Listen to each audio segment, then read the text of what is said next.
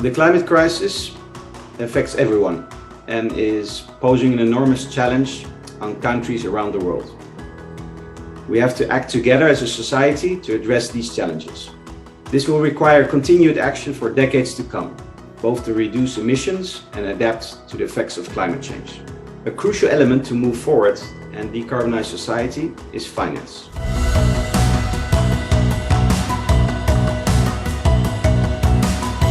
The Paris Agreement calls for global financial flows to be consistent with an effective transition towards a low-carbon and resilient society. Within the DecarBOOST project, we aim to contribute to this goal by creating the enabling conditions to finance this transition in Latin American countries. Or perhaps in easier words, to finance climate action and ambition, with a special focus on the countries Argentina, Brazil and Peru.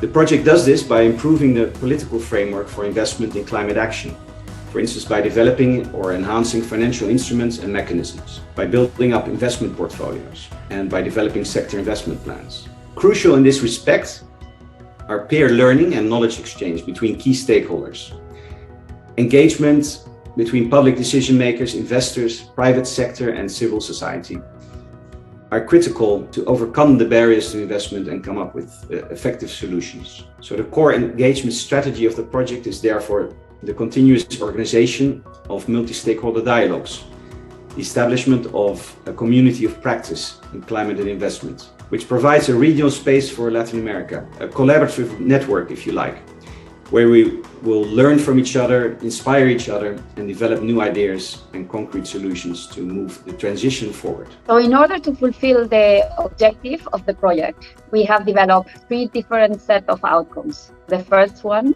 is a barrier analysis, in which the 3 countries are identifying which are the main barriers that they are facing to move finance into more sustainable pathways. The second document is an analysis of financial instruments and regulatory changes that are supposed to be made to address some of these barriers.